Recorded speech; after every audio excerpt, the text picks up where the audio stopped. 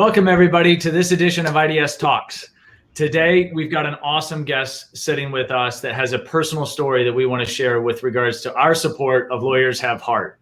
John, are you there? I am, Hunter. Thank you for having me. Absolutely. Thanks for joining us. It's a wonderful Tuesday. I think it's Tuesday, right? All these days are starting. I know. It's the last Zoom of the day or virtual meeting, so we'll count that as a good thing. So, you know, I know when we first met a couple of months ago, you had an awesome story that you shared with me with regards to how you got involved and why you got involved with Lawyers Have Heart, a race that is usually in person, but in Georgetown, DC, but is now virtual. So everybody can participate. There's no excuse why you can't be part of this awesome initiative. But could you tell us a little bit about your story? Yeah, so I had participated in Lawyers Have Heart, maybe even going back to the very first one. So we're on our 31st anniversary, so that goes way back. But didn't get personally involved in kind of the executive leadership team until around 2017, and that was based on an event that happened for me May 2nd, 2016. So at this point in my life, Hunter, I'm 49 years old. Literally in the best shape of my life, having exercised 7 days a week religiously, followed a very strict diet, very healthy diet. Anyone who ever's gone out to eat with me knows how particular I am about what I'm going to eat. So here I am in my regular Monday night basketball game. We're a few minutes away from wrapping up, and I start getting some really unusual shortness of breath. And it was so unusual that I stopped the game. I said to the guys, I've got to go sit down for a second, and did that, and then got up, and it wasn't stopping. And so I felt warm, said, hey, I'm going to go outside and get some cold air. And as I was leaving the gym, I knew there was something off. I had zero idea what that would be. And asked my friends to call 911, and then I passed out, and I wake up 3 weeks later at the local hospital.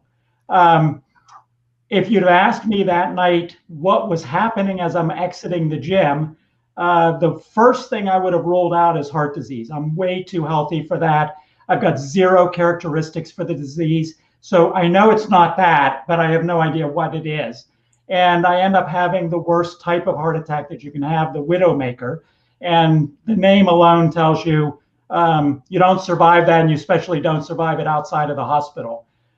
Luckily, my friends James Bennon and Rocky Burnson were brave enough to act that night. Within seconds, they had called 911, started performing CPR. I get to the hospital and still alive at this stage, and things get gravely worse. I experience a reaction to the blood thinner they gave me, which caused bleeding into my lungs. I went into respiratory distress and multiple organ failure. I mean, literally those first couple of days in the hospital, Hunter, my wife was told more than half a dozen times, he is not going to make it. And whoever you think should be here to see him before he passes needs to get here right now. I mean, they even had a priest come in. I'm not Catholic, but had a priest come in and read me my last rites. I was done. Now, were you aware of any of this, or this is all you found out afterwards, right? I found out 3 weeks later when I woke up. So no idea that this is going on. And luckily at the hospital that I was at, they have this machine called ECMO, so ECMO, and it can operate as your heart for you, your lungs for you, or both, and I needed both. And it's really literally the machine of last resort. So, I mean, my wife was given this option. We can put him on ECMO machine and hope that his body heals, or he's going to die. Which one do you want? And luckily, my wife chose the right option. And my body did heal during that time period. So I wake up 3 weeks later, and what I remember is I asked my friends to call 911, and now for the first time ever, I'm a patient in a hospital, and I'm lying in this bed. And so if that's not bad enough, I've got tubes in my throat. I'm hopped up on fentanyl, which probably went along with the fact that I couldn't remember what I looked like at the time or where I lived. And I'm paralyzed in this bed. So I'm trying to communicate with people with tubes in my throat, and I have no idea what's going on with my mouth. I could feel there was something happening, and I'm looking at the TV and people on TV. I'm looking at the people in the room, and I'm like, no one has something going on down here that I'm feeling, and I have zero idea what's happening. Wow. And my family tried to communicate with me with this board that had letters on it, and they would say, first word, and they would go across, and I'm supposed to shake my head when it's the right letter. Well, hopped up on fentanyl, I'm missing letters, and I'm having them stop on the next letter past where they're supposed to be. Oh. And now I'm supposed to try to communicate with them like, no, go back one letter and not start all over again. And it was brutally difficult. But luckily I made it through all of this, right? Like by the time I wake up, I think for the most part, I still had infections and blood clots, but I think the odds were greatly in favor of me surviving.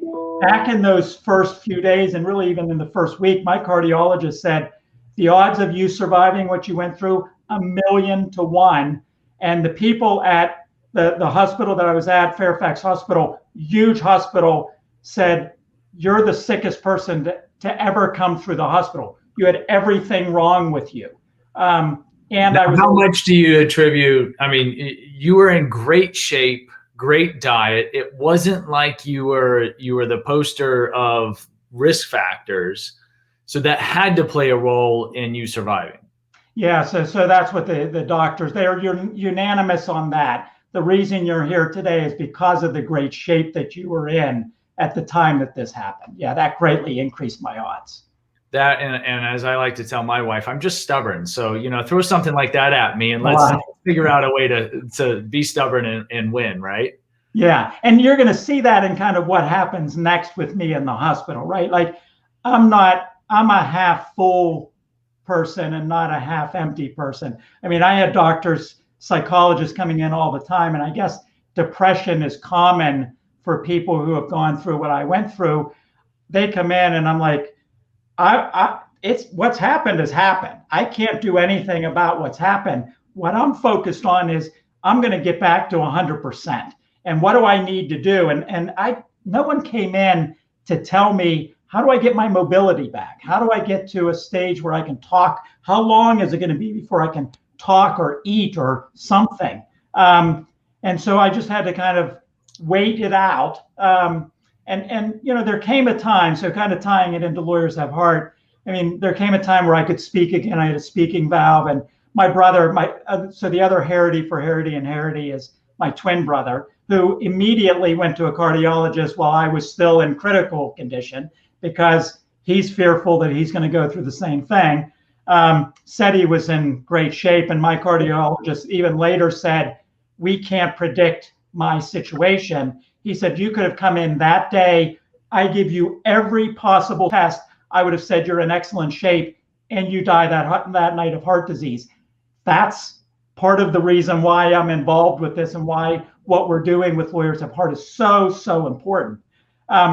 So when I can finally speak, my brother and I said, number one, we spend very little time on this, but wow, how quickly we almost lost everything. Hunter, literally a 5-minute time period from feeling fantastic to dead on the floor. And then it's, what are we going to do about it, right? If I just go back to the way things were, and things were great prior to this. I was a giving person. I was a nice person. If I just go back to that, I've wasted this whole experience. I've survived 1,000,000 to 1 odds. I have to walk away from this a better person than I went into it. And so what we agreed on in that hospital was we're going to do something charity focused when I get back to work. We just didn't know what that was. And once we got back, then we figured out a name. We figured out exactly what we were going to do. And we formed our Harrity for Charity Giving Back initiative. So with this, we give 5% of our firm's profits to our partner charities. What makes it infinitely better than us giving 5% of our profits is every single individual that works at my firm gives a portion of their paychecks to our partner charities, which include the American Heart Association. Zero is the fight against prostate cancer. Innova's Children's Hospital, who is not in favor of helping kids who are sick, right? And then No More Stolen Childhoods is the fight against childhood sexual abuse. which the numbers are staggering. When I heard them, I knew this was going to be a great partner for us. So Hunter, in an interview stage, this comes up and the commitment needs to be made at that stage. I couldn't care less about a book of business. Anything you're bringing to the table, if you're not going to make the commitment to give a portion of your paycheck, you will not be at my firm. That's really how important this cause is for us. So we get this going, the Harrity for Charity initiative, and matched up with our partner charities. And then somehow this Lawyers Have Heart group finds me and they said, hey, do you want to come in to one of the executive leadership team meetings and be the mission moment? So I go in, and this was the first time kind of me telling the story about what happened. And then they asked me to join it, which I did in 2017. And then last year, the 30th anniversary, they asked me to chair it. And thinking that it's going to be the easiest one to chair at the 30th anniversary, we have a pandemic, which causes us at the very last second to pivot to a virtual event. It is what it is, but I think it's set us on a really great path to the future of this event. And I see it very clearly where we're going. And this is going to be one of the biggest, most impactful American Heart Association events across the globe when you and I are done with our vision of it. No, I love it. In fact, the Harrity from Charity website, your page actually inspired iDS. And so now we have an iDS charity page that's focused on Lawyers Have Heart right now, as well as some other initiatives. But, you know, one of the things that when we first talked about was a lot of the stuff that you're doing, not only for Lawyers Have Heart, but also for DE&I, and a really strong stance that Harrity has taken against, accepting the status quo and actually trying to figure out new and creative ways of accomplishing DE&I initiatives. Can you give us a little? Yeah. So the pivot that we've made at my firm was really like, we're going to be hugely focused on serving others. So obviously a charity thing is one of those things, but the other, as soon as we were done developing Harrity for Charity, I'm like, well, what's next? And so what was next to me is one of the hottest topics in the legal industry, and that's D&I, right? And the problem that goes on, Hunter, to be quite honest about what's happening in the legal industry with D&I, is anytime you want change to happen, right? It always starts with conversations. I totally get that. We've got to talk about it. We've got to start discussing kind of what the problem is and maybe throw out some ideas. But what has to happen next is action. Someone has to take action for there to actually be change. It can't result from us just continuing to talk. We've got to move into that next phase. And so for me, the next thing I focused on after Harrity for Charity was D&I. What are we going to do about this? And we innovate at my firm on a lot of different fronts, and D&I is one of those. So the first thing that we developed, I was reading a book that talked about apprenticeships. And as soon as I read this chapter, I'm like, that's our initiative. I've had people come to me all the time because our firm runs really, really well. And they said, you should franchise what you're doing, blah, blah, blah, blah. You can't do it in the legal industry. And as soon as I read that about apprenticeships, I'm like, that's our first D&I initiative, our minority firm incubator. We're going to bring someone into the firm who fits into a diverse category. They're going to learn how we draft patent applications, how we prosecute, and then most importantly, how do we run our firm as a business to be really successful? And so that was our first thing. And we brought our first guy on last February, and we're launching him here in a couple of weeks. June 2nd is going to be his first day at his new firm. Very excited. We've got some huge name, big patent filers lined up to bring him on. So it's going to be hugely successful. So we created. Now, hold on real quick, John. Now, he better not be part of Team Harrity and Harrity. He better have formed his own Lawyers Have Heart team, because we know Harrity and Harrity. Him on my team. He's on my team. Next year he'll have his own team. There we go. Okay. He's on my team. There we go. So once we got that going, and we said, okay, here's how the whole program. It took us many months to lay out. What do the weeks look like that are going to be teaching? How are we going to advertise this? everything that goes around it. And then to go out and talk to big companies to say, hey, there's a fear that goes in hand with starting any new business. Great, you taught me all this stuff. Where's the work coming from? And the first place we went was one that I knew would sign off on being one of their clients, and that was Accenture. And they said, we're on. Any firms you spin off, we will send work to, and let them earn our business. And I said, fantastic. So the stress of finding work is gone with respect to our spinoff coming up here in a few weeks. So once that was done, then it's like, okay, we've got that running. What's the next thing we're going to do? And so we're trying to tackle the overarching problem, right? So in the legal industry, you've got this Mansfield rule. And when you look at the numbers, when you look at the metrics in our field, we can't satisfy the Mansfield rule because there's not enough people in the field to do what they want you to do. And so we need to introduce more people into the field. So that, and for us, this next program is specifically directed to the patent field and the most underrepresented demographic, Black female engineers. And so we've got a program that's launching at the beginning of next year where we're going to greatly increase those numbers in a very short period of time. And we're going out right now looking for corporate and law firm partners to help us with this journey. So that's one of the things. Another one that we're doing is our Harrity Academy, and that's been going on since last fall. And it's teaching anyone who fits into a diverse category, we're going to teach you our secret sauce. There's no one better on the planet at drafting and prosecuting patent applications than us. And we're teaching that to diverse people to help them get promoted up into the higher positions, how to, and we're also doing some basics like resumes and how to interview properly. So that's already ongoing. We've got our women's workshop that's happening this week. And so that's for female engineers and for female law school students who want to get into the patent field. And so we've got some incredible speakers. We teach a little bit of our secret sauce to these women, and resume building and interviewing and writing skills. We have a writing coach that comes in and helps with their writing too.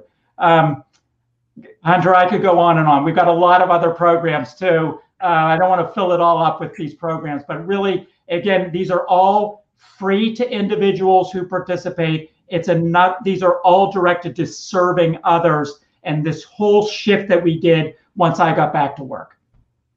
And you're working hard, to say the least. I know you put in the hours, but a key thing for Harrity and Harrity is work-life balance. I know you have flexible schedules and all that, because none of this happens overnight. None of this is a quick fix.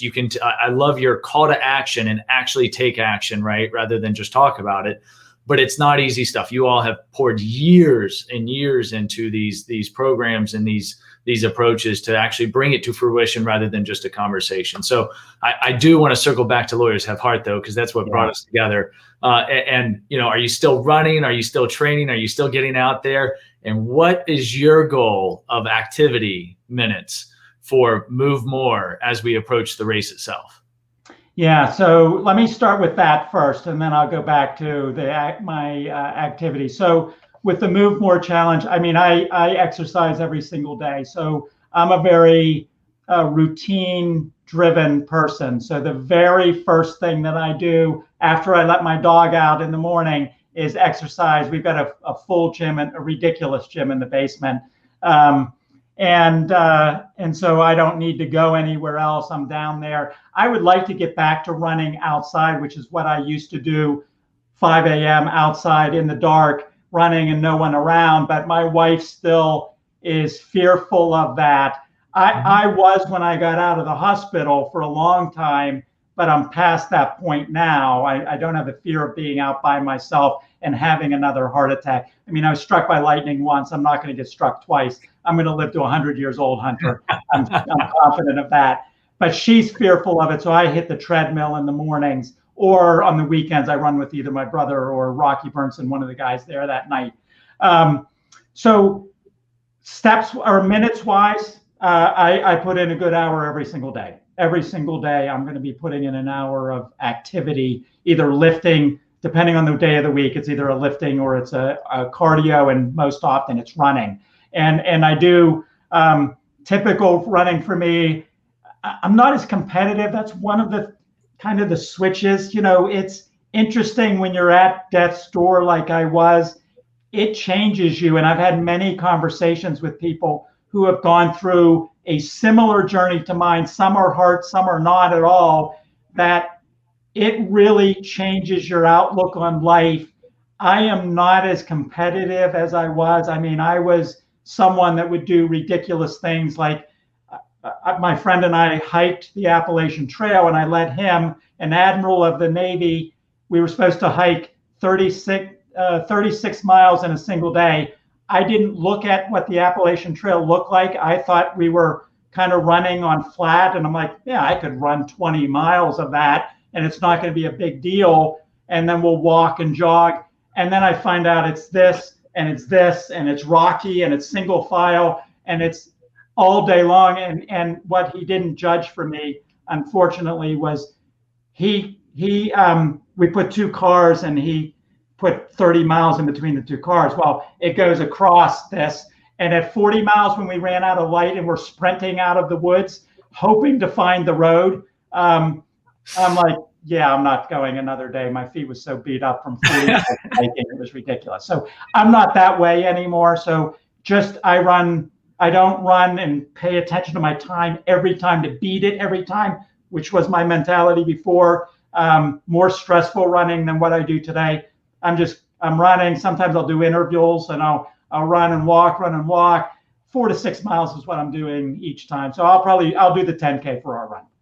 So now, what is your single most favorite exercise? Just if you had to pick one, that's all you ever did again, what would it be? Lifting. Free weights or? Yeah. Yep. Yeah. Basketball would have been basketball. I love basketball. And even though I'd probably be the last one picked in a game, I'm more than likely going to be the best one on the court. And so oftentimes, like when I was in college and they would match the girl up with me, and I'm like, let's see how fast I can make it where they're going to switch their best player to me. And that would only be a couple of minutes on the court. And they're like, oh, no, we're switching her off of him. Yeah, I'm really good at that, but I haven't played a lot since then. And I think I'd be used to at a certain skill level, and I don't have that today. And I think that would be frustrating. So lifting would be my thing. There you go. I have to share. I probably, as painful as they are, burpees, they're the one exercise that just get the whole body going and the heart rate up. That's your thing. Yeah. That's it. It's the easy for somebody who used to travel a lot, not right now, but in a hotel room, you can crush 100 burpees, every morning and never have an excuse. Yeah. Love it. Yeah. That's good. Well, John, I really appreciate you joining us today and sharing your story and sharing a little bit more about Harrity and Harrity. For those of you who have joined us, remember to subscribe to iDS Talks. Check it out on our website or on the podcast listener that you use. Appreciate everybody's time. Thanks, John. Thanks, Hunter.